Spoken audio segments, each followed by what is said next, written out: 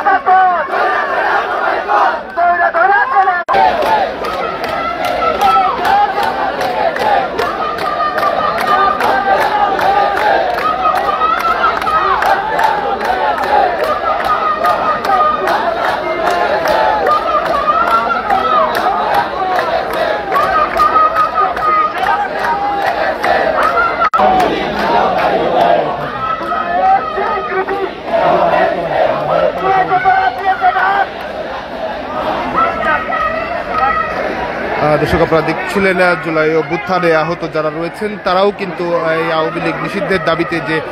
doctor Mohammad ইউনূসের বাসভবন রাষ্ট্রপতি ভবন যমুনার সামনে অবস্থান নিয়েছে সেখানে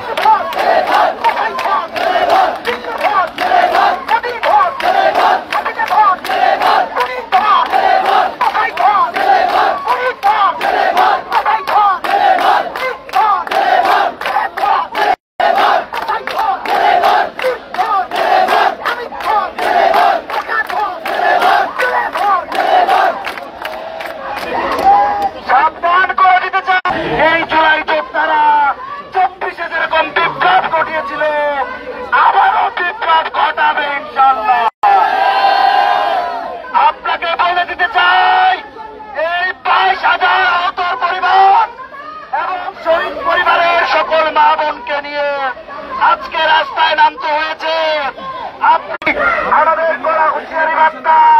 যে বিপ্লবের জন্য রক্ত ঝরিয়েছি, আপনারা যদি এই রক্তের সাথে বেইমানি করেন, কোন আহত আর জীবিত ফেরত যাবে না, তারা শহীদ হয়ে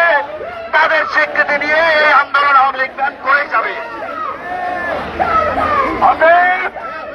যারা এখনো সাবধান হন নাই তাদেরকে বলে দিতে চাই,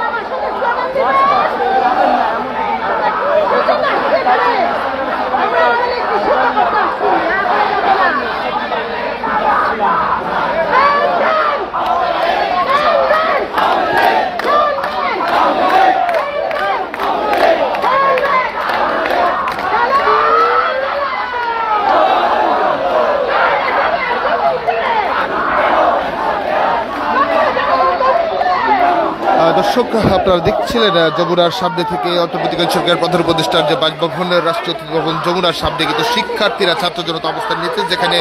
আওয়ামী লীগের নিষিদ্ধ করার দাবি তারা তুলেছে এবং এই মুহূর্তে